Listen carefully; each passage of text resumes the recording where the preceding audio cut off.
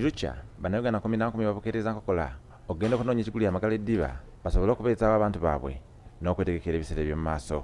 Buli omu mu ngeri ye kyaba afisizza afuba nnyo okutereka anti omuti gwe weesimbira mu buvubuka bwe gukuba ekisiikirize mu bukadde.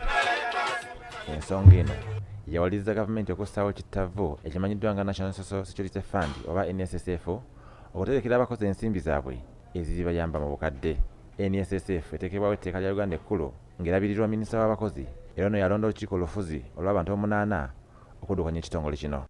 Kyokka wiiki ewedde kabinenti ya Uganda yayisizza ekiteeso ekissa emyaka gy'abakozi kwe bafunira ensimbi zino okuva ku myaka 55 okudda ku 45. Kuno bagasseeko okujja ensimbi zino mu kitongole ki NSSF zizibwe mu minisitule y'abakozi ng'ekirindiriddwa ye Paalamenti okukakasa enteekateeka eno. Kino olugudde amatu g'abakulira abakozi mu ggwanga ne bawakanya enteekateeka eno nga beewuunya lwaki gavumenti esazeewo okuzza ensimbi zaabwe emikono gy'abannabyabufuzi nga tebategeezeddwako. Ssentebe w'ebibiina ebirwanirira eddembe ly'abakozi mu ggwanga agamba nti NSSF ezekola emivuyo mingi ku nsimbi zaabwe nga tebayinza kukkiriza nteekateeka eno. Ffe ng'abakozi ne tutandika okulwana okulaba nti tuzzaawo ekitavu ky'abakozi okubeera nti nnungi ng'ekola bulungi ng'eyamba abakozi. Kati ekintu kyateerera ne baga nti tusale amagezi amalala tuggyeko amateeka agaliwo aga Act tuzzeewo amateeka amalala. Ono agamba nti wadde gavumenti yakkiriza abakozi okutuula ku lukiiko olufuzi olwa NSSF eky'okukyusa ensimbi zaabwe zizibwe emikono gy'abannabyabufuzi tebannaba kukikkaanyaako. Mu 2029 twagendayo ne tugogolayo ne tulaba nti twaza bupya era kuva ku myaka egyo nakati tewabarangawo ensobi nga bwe yali. Wawuliranga atemangalo, wawuliranga buli kimu, wawuliranga baminisita nga babakuttewo, wawuliranga ba MD babakute. Okunyonyoka ensonga eno tukyaliddeko yali kalisaliso wa gavumenti era omubalizi w'ebitabo omutendeke Muzeeyi Wasswa n'akuba ttooki ku ky'okujja ensimbi mu NSSF zizibwe emikono gya minisita. Wasswa agamba nti enteekateeka eno eringa kwasa mpisi nnyama ya mbaga. Luli babadde nga bali semi-autonomous nga ebintu ebimu babyemalirira naye kati bw'ozimukwasayo yennyini nga yazirina ziri mu nsawo ye kati tekibaako kubuuza.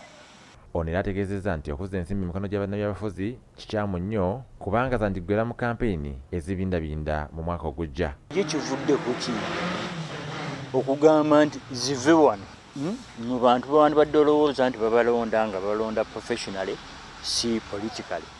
Kidde ate mu byobufuzi olina okwebuuza nti kiki ekireeta ekyo okuggyako okuba nti eryo ayagala abenga engalo ziri muki zibumugumira wali.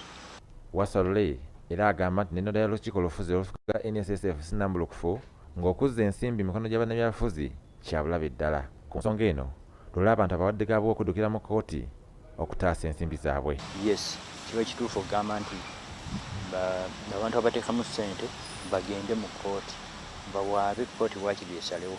Omukulu ono era avumiridde enkola ya NSSF okuba nti ye yokka ekuŋŋaanya ensimbi z'abakozi so nga amawanga amalala ensimbi zino ziteekebwa mu bitongole eby'enjawulo.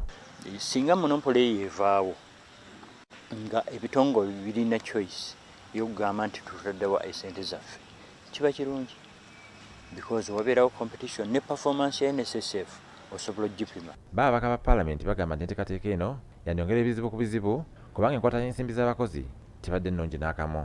Ensimbi z'abakozi emirundi mingi zizze zikwatibwa mu ngeri etamatiza ng'emu ku bisinga okujjukirwa z'ensimbi ezafiirwa mu ttaka lya Temangalo abanene okwala Ssaabaminisita wa Uganda Oweekitiibwa Maama Mbabazi bwe batonda ekitongole kino ettaka ku nsimbi empitirivu era ezitasaana nga n'okutuusa olwaleero teziddanga. Kuno kw'ogatta obukadde bwa $5 owabbibwa mu mwaka gwa 2021 nga buno bwali bwa kuzimba amayumba g'abakozi nga n'olwaleero tebumanyiddwa ku mayitire.